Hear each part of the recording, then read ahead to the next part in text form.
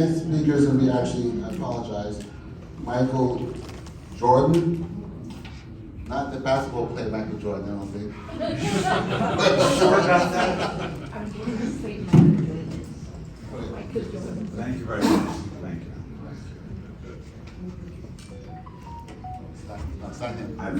I've gotten that every day for the past 40 years. No, sorry to disappoint. I'm not that Michael Jordan. 你们好，认识你很高兴。I'm very happy to be here tonight to speak with you about one of my very favorite subjects. Why every company going global needs what I call strategic storytelling. And, do I need to guide for the slide change, please? New slide, please. Oh, I have an agenda. I want to open with a story, okay? And then explain why global and strategic communications matters to you, why you need strategic storytelling, how I learned about the need for this. I want to talk to you also about who is China's international audience when you are communicating via your website, your social media channels, in presentations, that sort of thing. Who is China's international audience, China's global communications challenge, and then apply it directly to you and your communications challenge. Next slide, please.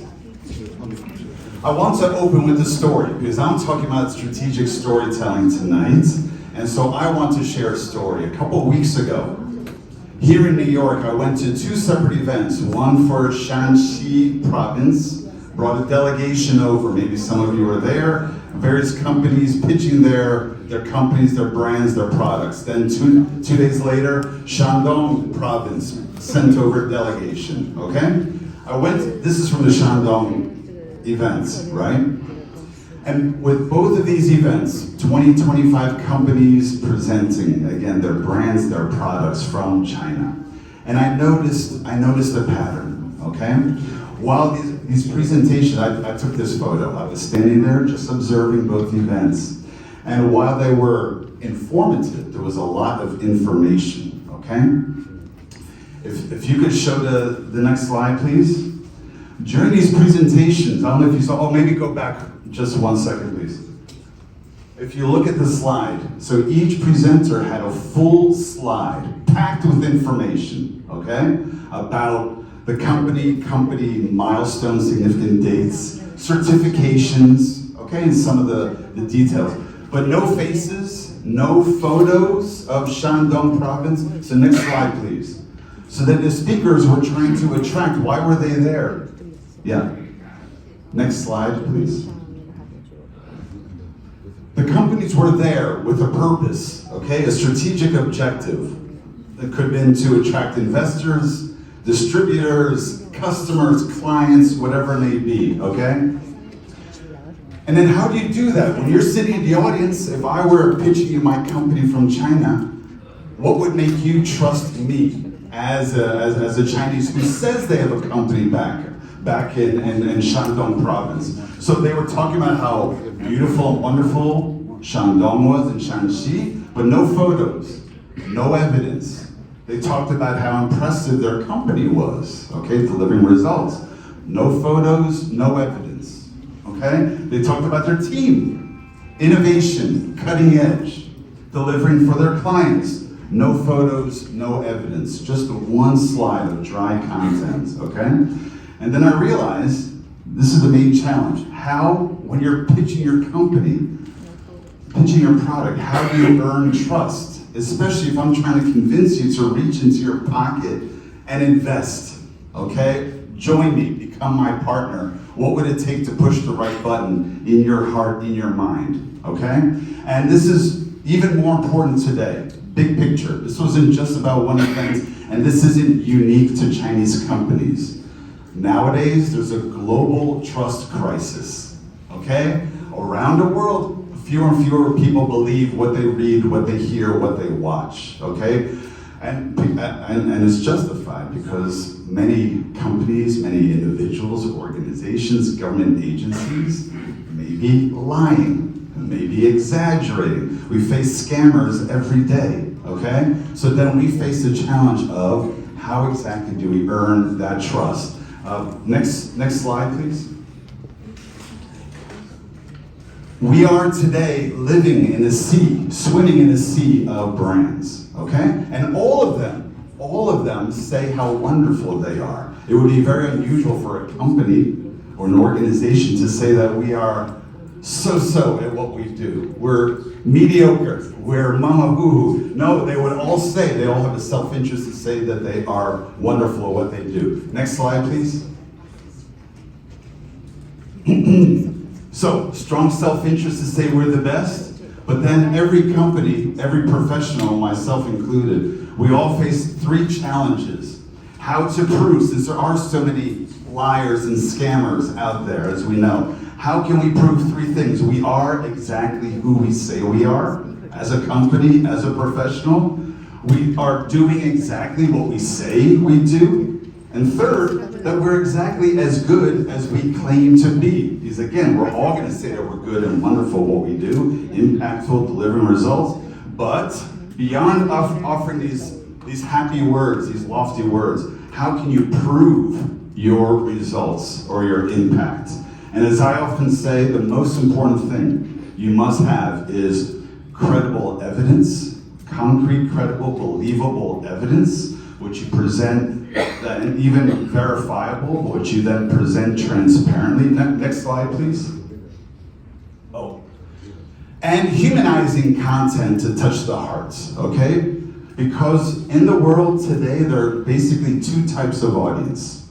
There are those who are more sheep-like, who will, as we know, some people will believe whatever they hear, whatever they see, believing, let's say, a charismatic official or leader, whatever it may be. Unthinkingly, if I say this is the best phone, you may say, oh, he says the best phone, so maybe we should buy it. Others will be, why should I believe that that's really the best phone, okay? Those are the critical thinkers, okay? So there are these two audiences, and if you're pitching your company hoping for serious investors and partners, of course, our target audience is smart, but skeptical, critical thinkers. Next slide, please. So that's how I came up with this definition and this concept of strategic storytelling, okay? It's not just any kind of storytelling, but storytelling for a purpose, as our intent is to achieve a strategic objective, okay? Especially when we or our company, our organization is under pressure to prove something persuasively, such as our results, our impact. And the key component, as I say here, to overcome that skepticism must be that evidence which we present transparently, and ideally, not only should you persuade the skeptical mind, but touch the skeptical heart with humanizing content. Faces, okay? Eyes of people, photos of your partners, of the founder, of your team, of your clients, customers, those whom you're benefiting somehow. Okay, because the eyes are also the window unto the soul. Next slide, please. Okay, moving on. This is too much text. Next slide, please. Well, of course, one platform beyond your website and social media channels ought to be LinkedIn. That's where everyone is. I don't see enough, unfortunately, I don't see enough Chinese companies on LinkedIn and actually actively engaging within the community, because I know whenever I meet a new company, immediately I go to LinkedIn, okay, for verification, for credibility, for evidence that you are who you say you are, doing what you say you're doing, and as good as you claim to be. I think everyone must be. By the way, I didn't really mention earlier, I should have, I don't know if you read my bio, I lived in Beijing for 5 years. And I taught international journalism at several universities, including Renmin University, Beijing Foreign Studies University, and Shanghai International Studies University in Shanghai. Also Hong Kong Baptist University in Hong Kong. And then began to apply these skills. Next slide, please.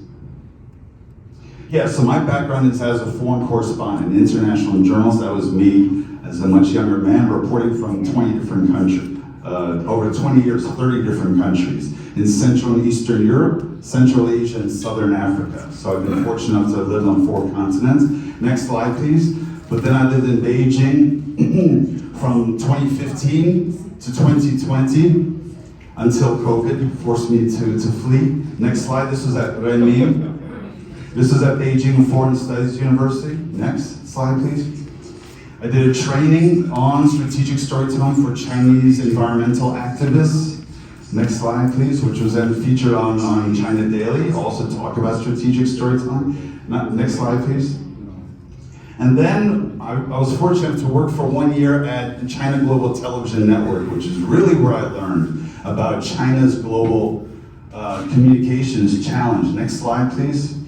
Working on this, I don't know if you know Liu Xin from CGTN. She's a very famous talk show host, so I was her scriptwriter and news editor for 1 year. Next slide. And that's when I began to also train Chinese colleagues, not just students, but Chinese journalists and media in China's global communications challenge. Next slide, please. I want to share with you one thing. This slide right here, this graphic. Next slide. I realized that China has obviously an international audience, but I began to visualize the challenge for myself and for my Chinese colleagues. Who is your international audience when you're looking for clients, partners, investors, whether it's North America, Europe, Africa, what have you? I realized that there's a spectrum of your audience. On this side is the anti-China crowd, okay? Nothing you say to them can persuade them to like China. As you know, you've all come across people who, for some reason, dislike China and the Chinese. On the other side, there's a pro-Chinese crowd. I also lived in Southern Africa for 4 years. Many Africans are fans of China and the Chinese, okay? And so nothing negative you say about China will penetrate their attitudes. But then there's the middle. And this is your target audience as well. Those who are in the middle, who could go either way when it comes to China, the Chinese companies, okay? And how do you persuade them? The only way to do it is with evidence. Concrete, credible, believable evidence, which you present transparently. Because again, this is a smart but skeptical audience that still is open-minded about China. They may have heard a lot of negative things, but may not trust their own media, okay? Or Western bias against China and the Chinese. Next slide, please. Next, please. Next slide. So, different ways. I don't want to get too in the weeds here because this isn't a university course, but the need to show people, not just tell people, okay? Not just telling how wonderful your company is, but to thinking strategically, how can I show that with words and images? Next slide, please. And we made them, how much time do we have, by the way? Am I running late? Go ahead. Yeah? Use your time. Use the time. Next slide, please. I also have, going back one slide. I also developed my own 4-step method for strategic communications, okay? 4 steps. Who exactly is your target audience? We talked a little bit about that. Who exactly are they and why? What are they looking for? Why should they consume your presentation, your content? To really think strategically, to visualize who they are so you can hit that target with your words, okay? As effectively, as persuasively as possible. Then, simply, what exactly do you want to say? What point, what argument, what story, okay? The more difficult question is number 3. Why exactly that story? Why exactly make those points? That argument, okay? To really think through this is the critical thinking, but also with empathy, you don't just think to yourself, here's what I want to say, why I want to say it, but with empathy, imagine your target audience. Would my words, my images hit the target? Would it persuade them? Why or why not? If I were listening to my presentation, would I find it effective, okay? Or persuasive, impactful? So even there's a filter here to think through. My audience should find this content interesting, persuasive, even valuable because why? Why exactly? Make your own argument for why you want to create whatever content you want to create for a presentation, for your website, for your LinkedIn platform. And then lastly, Now do you have an airtight argument for what you want to say, why you want to say it, and for whom? How exactly do you want to say it? With what evidence, what facts, what photos, okay? What graphics, what statistics, okay? I know this is a little text heavy, but I like to get all my ideas down on the slides, okay? Next, please, next slide. Let me stay hydrated. Okay, we need to move past and speed up a little bit. Next slide, please. I just talked a little bit about empathy as a very important part of strategic communications. Next, please. Next slide. Okay, all right, quickly, I'll give you one little case study. While I was living in Beijing in 2019, it was during the US-China trade war, okay? And I was working for Chinese state media. We were talking about the trade war almost every night on our TV program. And of course, the Belt and Road came up as a major project, a multi-billion-dollar Chinese-led project, right? And I began to study the form of communication. How effective was the communication in terms of explaining what the Belt and Road Initiative is, what it's doing, what its purpose is, all that. Next slide, please. And I realized, next slide, I began writing about it. I began analyzing Chinese state media, for example. I'm not criticizing, I'm critiquing, I'm analyzing, okay? A lot of the words that were used were very happy, positive words, okay? That the BNR initiative is not a solo song, but a chorus. That sounds so nice. Next slide, okay? Again, not a solo, but a symphony. That was China Daily. Next slide. Xinhua Net, okay? To rally support. Now, next slide, please. Here is the way it's being presented, the Belt and Road, okay? But then, I'm reading the way it's received by different global media, international media, okay? Now, South China Morning Post obviously is part of China, it's in Hong Kong, but still, quoting officials, we're still trying to figure out China's Belt and Road, okay, said European diplomats. Next slide. Even more, okay? The Guardian also still, despite these very happy, positive words about it's not a solo but a chorus for the betterment of humanity, a lot of skepticism, a lot of disbelief, not enough evidence. So I could see from the coverage. Next slide, please. Okay? In that article, for example, okay? It's not a solo song, but a chorus. One veteran diplomat claimed critically. This is the way they wrote it. Claimed. Even like injecting some disbelief in the coverage, okay? It's a Chinese solution to global economic blues, okay? And Wang Yi described it as a symphony. Next slide. But the way the Guardian and others then responded. Okay, this was in Quartzbank. Next slide. Okay, so President Xi's words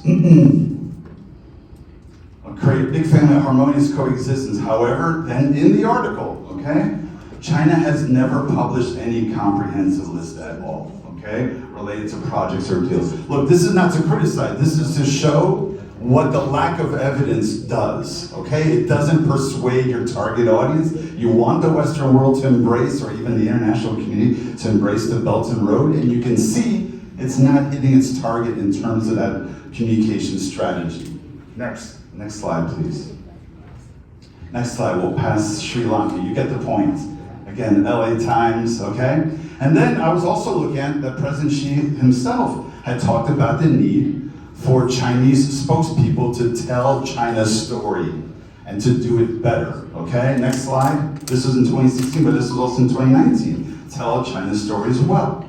And so then, of course, I was thinking, so then what kind of stories would resonate? Because my background, again, is as a journalist, as an American journalist, I'm also thinking about how to persuade Western journalists, okay, that, for example, China's really bringing some benefit around the world with the Belt and Road. Next slide, please.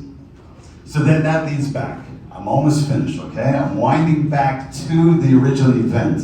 I wrote on my LinkedIn, analyzing, okay? Same image you see why every company going global needs. Next slide. But the highlights, okay? and this is what I want to share with you, okay? That again, as I watch the presentations, a single image focusing on corporate milestones, technical details, yet lacking the content that persuades smart, skeptical audiences. For example, memorable visuals, human stories, something emotional that resonates, core messages, credible evidence, relevant context to explain the big picture, compelling narratives. Because you know what I believe? One thing I learned from living in China is that every company has a great story, okay? Because within China's remarkable transformation over the past 40, 50 years now, almost 50 years, from a largely agrarian society into the world's second largest economy, right? A global now superpower, that every company rose up within that broader context. So every company has even the elements of an excellent little documentary film because it's a compelling, dramatic story of how your company fits into that broader China story, okay? And so even for you with your next presentations, just to share a few tips, okay?